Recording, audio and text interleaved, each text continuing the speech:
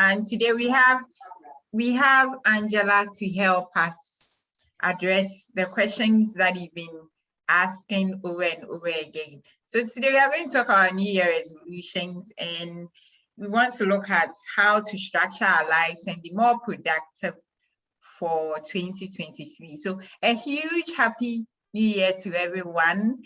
Angela is here to help us, and I mean, she would answer all the questions, and you know, she does that very, very well. So Angela, Akwaba. Yeah, me that's it. I fish your pants so. Can come back to you. I think go back to you. I know your tree is not lost, so just throw some nice tree official pa for us. Hey, official pa is say na the will be a come soon. Na be trim. Official saying so near me pemo be and say be what in communa ye be what how do you say good health? Apomoding. Yeah. You know, that's what I wish for everyone. Yeah. Angie, thank you so much.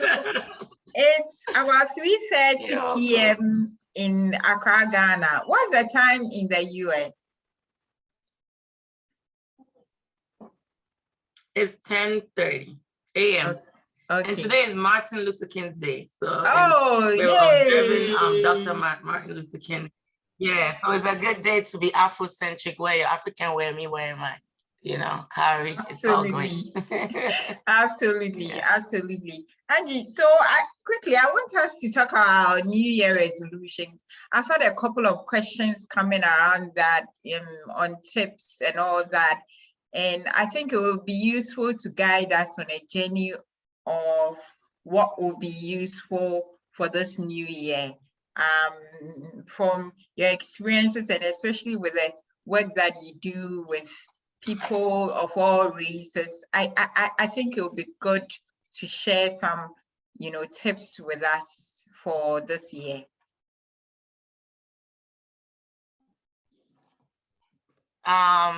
New Year, it's always a good time, you know. Times, chronos, like when we have the ability to start something.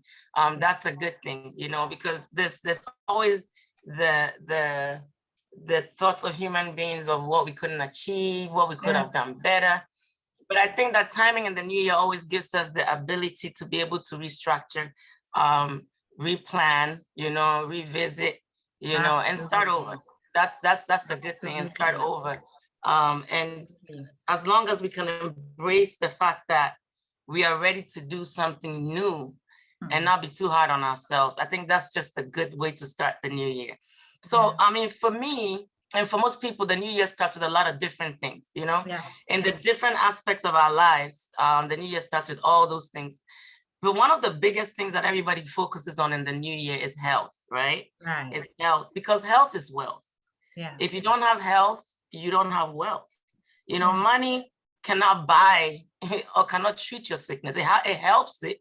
You know, when you have money, you have options, but it doesn't totally cure the disease. You know, and in terms of healing, it has aspects of what care you're getting, how much faith you have, your hope, all of that adds to your healing. However, I believe that psychologically, more people are becoming more aware now that what are we doing psychologically to affect us physically. So with the New Year's resolution, one of the best ways is to work on our mental health, you know, and mental health does affect physical health, because you start with your mental health, telling yourself the things and the plans that you want to do for the new year. And that's why psychologically is more important. Once you could pin that down, I always say it's always good to write it down. Write it somewhere. Give it in your notes. What are your things? I believe in vision boards, right? So do a vision board of what you want to see this year. What do you want to see in your health, in raising your children, in your relationships, right? In a marriage, if you're in a marriage, if you're dating, if you have kids, if you're in a ministry of different sorts, if you're in any class, whatever you're doing, you have to put it down and say, this year, I want to grow this much in all these different areas, right? So you focus it. if your health seems to be the biggest challenge, then that's the priority this year. Right? You start with what you eat, you start with what you do with your body, you know, how you take things in. And Dr. Archie, you'd be surprised that just realizing that you want better for yourself can do a lot for you. Just the realization, you know, it's called self-reflection. Like, this is what I need to do, and this is what I'm going to do, and I'm going to do my best to achieve it. And understanding that everybody is ignorant to something, because no one knows everything, right? So if you understand that, then in this journey of your resolution, you're willing to learn with that part of the process. Because if you don't learn, then you're not growing. You're not going to get better. So if you say you're dealing with your health, you have to take a journey of more reading articles about health, especially women's health, if you're a woman or a male, whatever you are, or whatever disease that is bothering you. Thank God for today, you know, for so many resources that we can use on our own, even before we get to see a professional. So those are some of the things, the resolution. So if whatever it is that you have to do with your health, you work on it. And like I said, just being ready to learn. Can I ask a question before you go on? To deal with. Hello, Angie. Go ahead. Okay. So just a quick question on that. I think it's an interesting submission. Also because if you ask people about New Year resolution, especially very young people, I mean, from my personal experience, health wouldn't be one of the priority bits of it, you know. So it's very interesting when you talk about health, you know, and I must commend you for that. I think it's that realization of having people understand that health is for all. You don't have to be in, I mean, middle age, or you don't have to be in old age to make health a priority.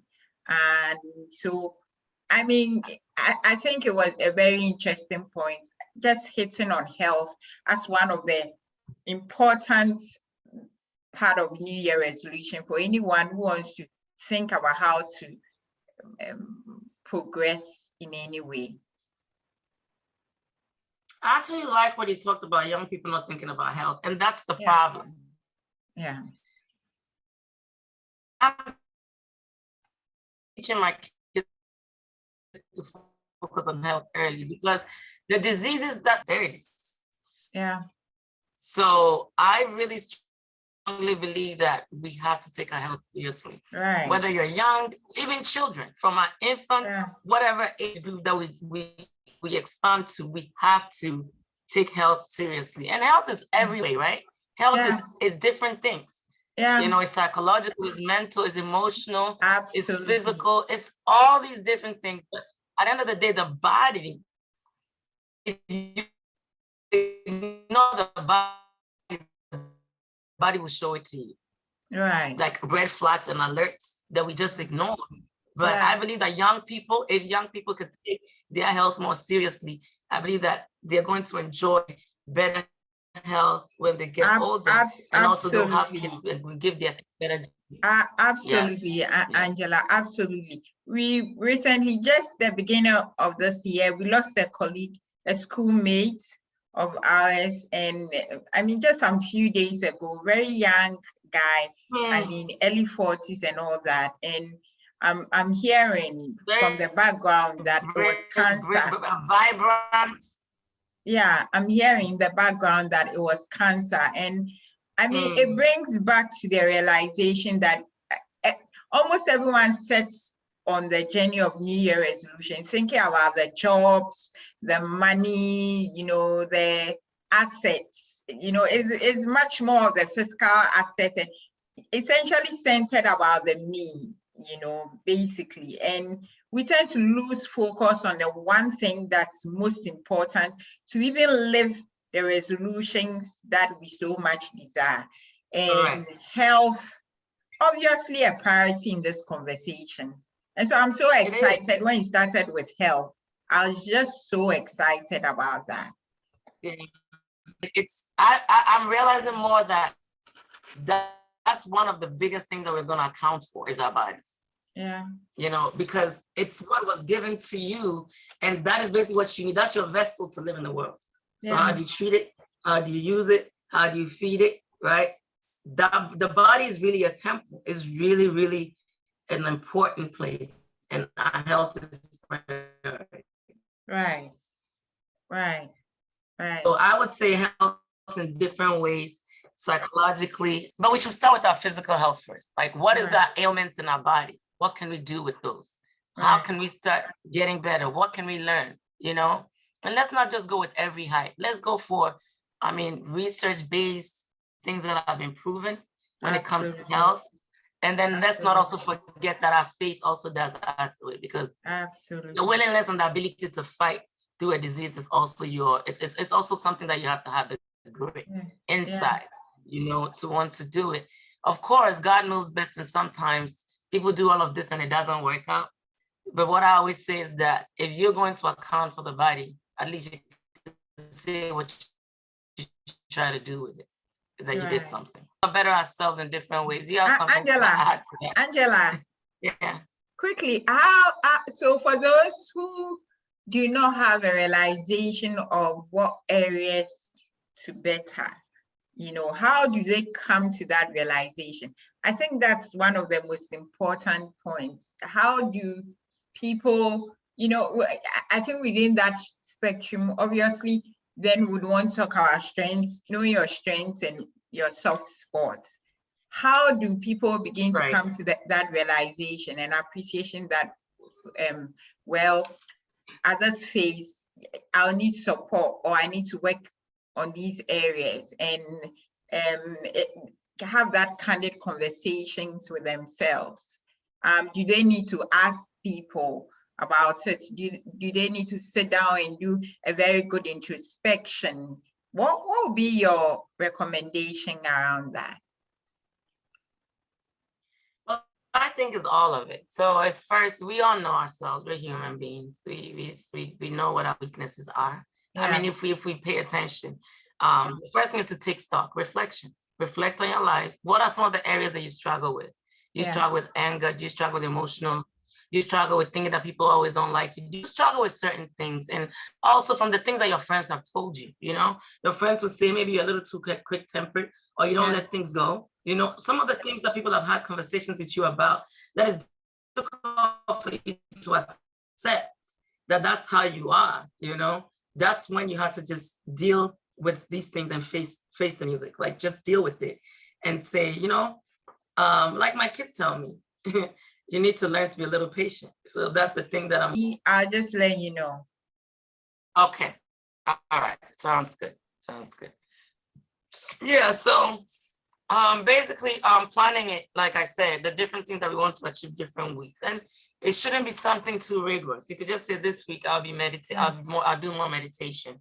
And then you focus on it. This week I'll do more breathing, and you focus on it. This week I'll do stretching, and you focus on it. Even in terms of food, this week I'll introduce this food to my body, right? This week I'll not eat salt. This week I'll not eat sugar. You don't have to make it too complicated. This week I'll not eat carbohydrate. This week I'll not eat meat. This week I'll not eat fish. So it's simple ways of the way, but we have to figure out ways that works for us, right? That's the biggest thing. But we can infuse it into our lifestyle, and we have to teach ourselves. It's a habit. Once we can do it for 3 weeks, then you know that it's more likely to stay. You know, so we just have to. That's why New Year resolutions are important, because you want to use the few weeks to target your goals. And try to hit it. You might not hit everything, but you might be in the middle of it. For some people, you might be 25% in. Some people 15%. Is different numbers for everyone. However, it gives you like a template of what you're looking for in the year. You shouldn't go into the year with no ideas of what to do. You know, And I wanted to add that, you know, I think most often, I mean, we find ourselves self-punishing on New Year resolutions, and even on social media, I see a lot of what we call toxic positivity, where, you know, it's the biggest trump card that, oh, it's a new year. I mean, let's all be excited. Let's all be happy. And is it So two things. The first thing is that should New Year resolutions be very ordered, you know, because I feel that when it's ordered for most people, you see a lot of anxiety, you see a lot of stress, you see a lot of depressive symptoms when, you know, there's no progressive steps around that. That's one. And two, but it's always better to pin it down, to write it down. If it's financially you're struggling with, you want to add that to your notes, your personalized thing for the year. Yeah. I struggled financially 2022, right? So 2023, what am I doing different? Buy less, change. We just have to figure it out. But I would say, Dr. Ochu, yes, you can order it, but I suggest that you do it yourself. You put pen to paper, you pin it down, because doing that also gives you accountability. And it gives you time to think and reflect the good things that you've done and some of the things that you can work on. So that's my thought. Angela, for people who are not scripting, you know, so I have some few people tell me that, oh, I'm not the writing type, I can't script down, I find it lazy to do that. Would it be appropriate to ask them to explore other strategies, like, you know, record it if you can, have it recorded on your phone and ensure that it's safe, you know, and make yourself accountable to someone, maybe your psychologist or your counselor or your therapist. And at certain point you can, or your mentor or whoever is involved, and at certain points during the year, you could have very candid conversations on your progress, where you are progressing, and what may be required to push you into the next phase.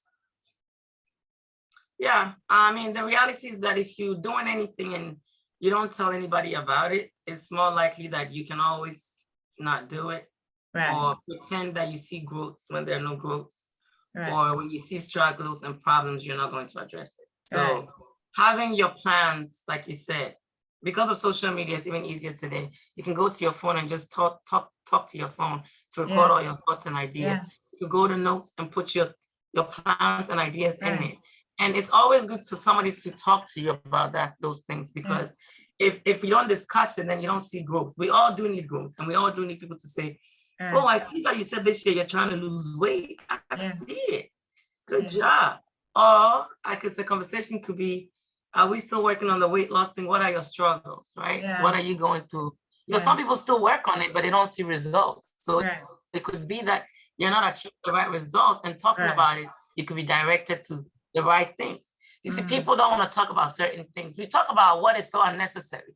You know, people don't want to talk about health. People want to hide health. Why do we want to hide health? Health is a general thing in the world that everybody's trying to figure out. Medical professionals, regular people. If we're struggling health-wise, there has to be somebody we could talk to. Mental-wise, there has to be somebody. But we, as human beings, only worry about, we need to talk to somebody about financial, about relationship issues. Hello,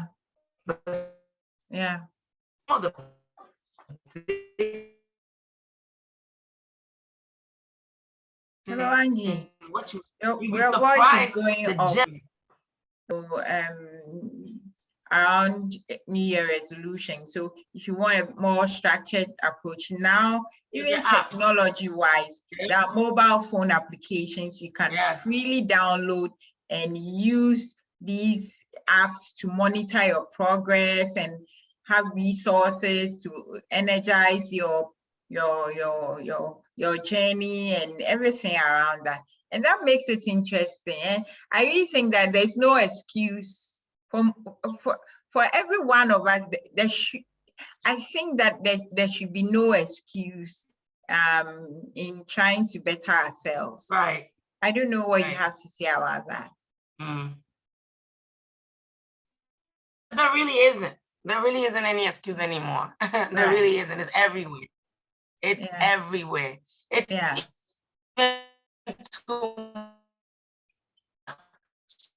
honestly, it's. And your voice is breaking.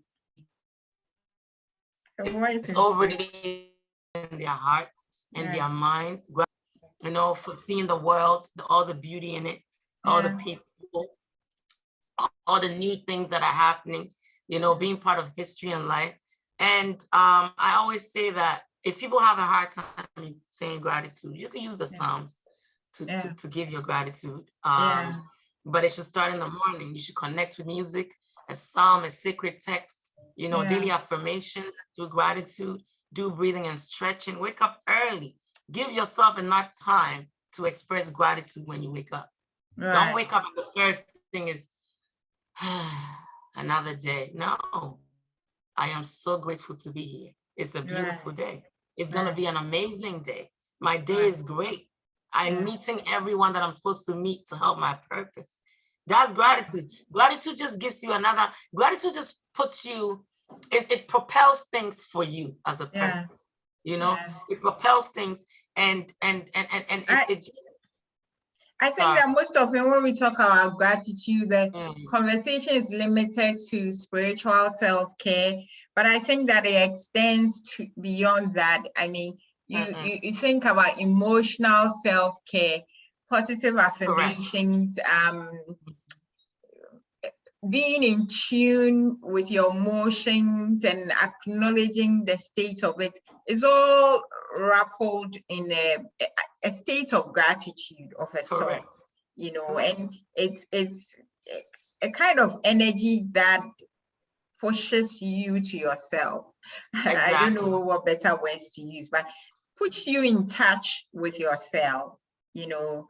And so when you say gratitude, in my mind, it's flying in all the domains of well-being, emotional, mental, spiritual. And I mean, if you are not spiritual, definitely other aspects of your well-being also requiring elements of that. Yeah. It's really, really important. And so I just want to say that. Can you hear me? Is my voice good? I want to say something real quick before it cuts me. Okay. Is it good? Yeah. You can hear me? Yeah, I can hear you. All right. So I just want to say that whether you had a good year or a bad year in 2022, that's gone. Or in 2023, life and health is the biggest gift you are given every day. So don't waste it. Call, check up on people. You check up on yourself, others. Talk to people and connect with them. Let go of certain people. Maybe it's time to focus on your goal. So it's 2023. Yeah. And Angela, I wanted to ask you one question before you leave. Have you heard of the false hope syndrome?